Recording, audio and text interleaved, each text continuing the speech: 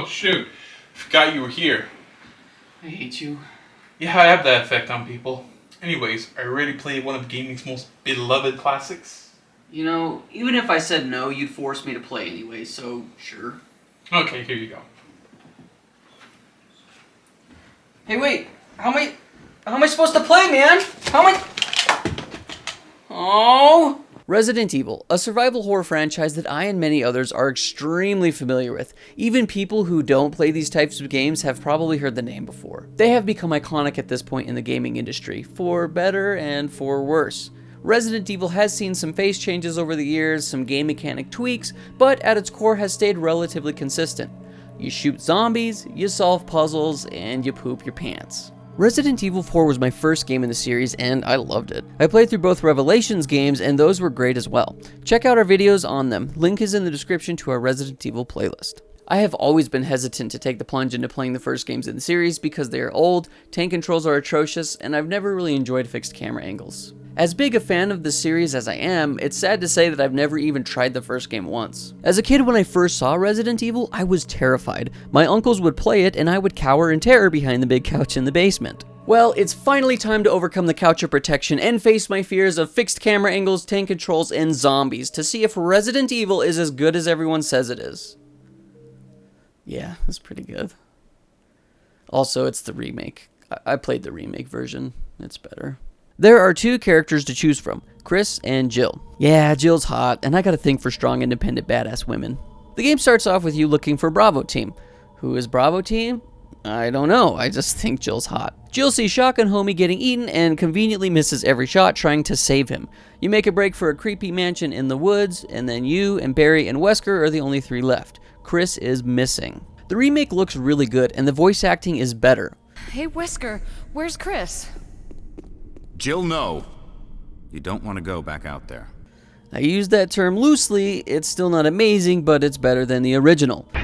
Oh, Barry! That was too close. You were almost a Jill sandwich. You're right.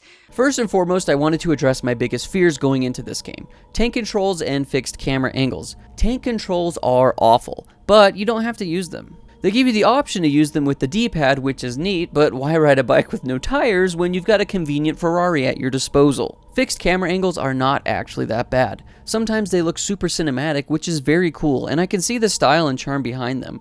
It took me a bit to get used to it, but I eventually did. There are times, however, where it's super disorienting and they are awful.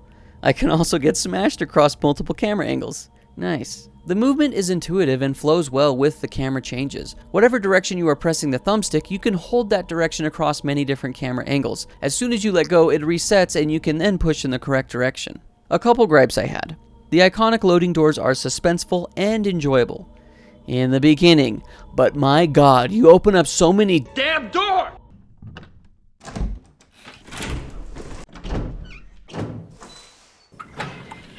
It gets annoying after a while, but they stay true to the original. I can't fault them there, and maybe it's just a me thing. Additionally, saving at the notorious typewriter is lame. Not the typewriter or saving itself, but the fact that you need an item to save. Granted, they give you many ink ribbons throughout with 8 different save slots. I saved almost 50 times, so yeah, it's not like you will ever run out, but there are no checkpoints, so save often. If you die, you go back to your latest save. I'm glad this isn't a thing nowadays. Where Resident Evil really shines for me is its addictive puzzle combat loop. The puzzles are awesome, and I would say this is more so a puzzle game for me than a horror. There are lots of different puzzles to solve, keys and items that grant you access to more of the mansion, and enemies to kill. Even items themselves are puzzles, requiring you to examine certain items and find anything suspicious. It's always a nice ego boost when you solve a puzzle you are stuck on. Most of the puzzles are pretty doable without any help, and I only used a walkthrough on one. It is not bad to use a walkthrough, you gatekeeping assholes. Once an item is no longer needed, the game lets you know and gives you an option to discard it. It is very nice and helps with the serious inventory management you have to do. You get an infinite box at many of the save rooms to store stuff in, but you have to make sure that you have enough room in your backpack to pick up required items, health, and ammo. The map overall is pretty simple. Areas that are red mean that there are items still there to collect, and red doors mean locked. I would love an interactive map though. I visit many doors that are locked by a specific key shape, and I would love to draw on the map saying, hey, this is the helmet door, or here in this room I left a green herb. It would mitigate all my backtracking I do.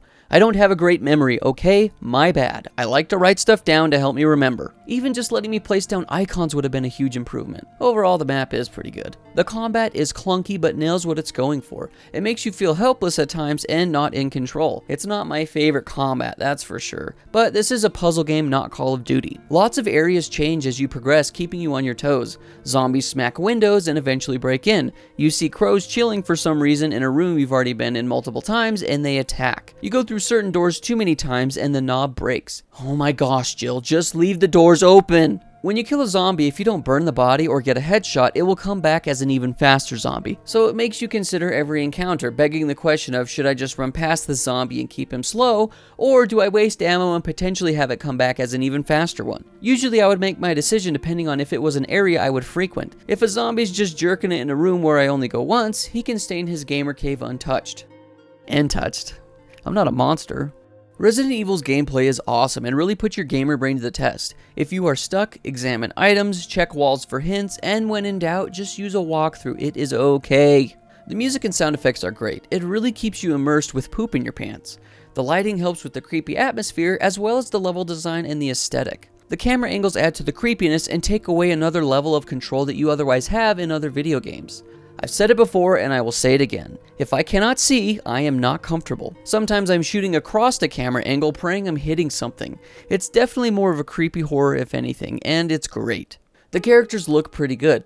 Jill's hot, I still really like Barry, and this does not look like the Chris that I know. The story is fun but requires lots of reading. Learning about the outbreak and what it is before it happens is interesting. Conjointly, trying to figure out who is the traitor amongst the STARS team is equally as entertaining. Barry does lots of weird things that make you suspect him, and if you play this game without any prior knowledge, I'm sure it hits different. I won't spoil anything, but let's be honest, most people know it's Wesker. Oh, I spoiled it. Damn it. The boss fights are intimidating with a variety of different monsters, from giant snakes to spiders to sharks. This is why water is terrifying in video games. Characters are always splitting up in the horror genre of any media. I know it's to build tension and suspense and what have you, but it's so dumb. No one in their right mind is like, yeah, creepy mansion we know nothing about. Let's split up. No, stay together. My goodness, I was completely wrong about Resident Evil. I had such a blast playing through this title. The puzzle-solving gameplay was so addicting for me, to the point that I would be at work, plotting routes in my head and trying to figure out the puzzles that I was stuck on. Every aspect of this game gels so well together and complements one another, from the level design to the combat to the camera angles to, of course, the puzzles. The pacing is great and the feeling of progression is amazing. I am so glad I finally played through Resident Evil. It has been such a spectacular experience for me and is now probably one of my favorites in the series. And that is why Resident Evil Remake is a masterpiece. It's because there was no tank controls. If there was tank controls, this would have been an awful experience. Where has this been my whole life? You see, I'll let you do good games once in a while. This is a great game. I want more. Don't worry, there is plenty more where that came from. They're all this good, right? Right?